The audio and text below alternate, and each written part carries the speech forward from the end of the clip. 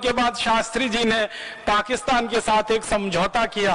वो समझौता करने के लिए वो ताशकंद गए और ताशकंद के समझौते में जो तय हुआ वो ये कि भारत की सेना ने जितना इलाका जीत लिया है वो पाकिस्तान को वापस कर दिया जाए और बदले में पाकिस्तान भारत के ऊपर कभी भी भविष्य में हमला नहीं करेगा, ऐसा वायदा करता है।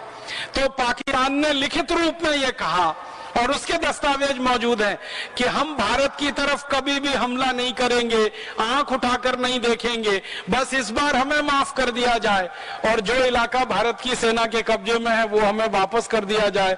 शास्त्री जी ने भारत की पुरानी परंपरा का अनुसरण करते हुए उदारता दिखाई और जीता हुआ इलाका जो सेना के कब्जे में था वो पाकिस्तान को वापस कर दिया। लाहौर तक गई हुई सेना वापस आ गई और उस सेना ने सब कुछ पाकिस्तान को दे दिया। उसके बाद हम शांत हो गए। शास्त्री जी के साथ एक दुर्घटना हो गई कि इस समझौते को करने के लिए जब वो ताशकंद गए थे तो 8 दिन तक लगातार पाकिस्तान के प्रधानमंत्री और उनकी मंत्रिमंडल के वरिष्ठ लोगों के साथ जो वार्ता चली, 9वें दिन वार्ता पूरी हो गई थी और वो दिन था 10 जनवरी का। रात को शास्त्री जी आराम से सोए, लेकिन रात को जब वो सोए तो अगले दिन सुबह नहीं उठे। क्या हुआ?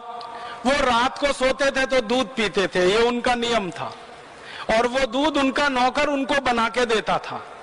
तो शास्त्री जी के साथ उनका रसोइया गया था इस काम के लिए, लेकिन उस रसोइये का ताशकंद में अपहरण कर लिया गया और अपहरण करके एक नकली रसोइये को शास्त्री जी के यहाँ भेज दिया गया और उस नकली रसोइये ने शास्त्री जी के दूध में जहर मिला दिया और वो जहर मिला दूध पीकर उनकी मृत्यु हो गई।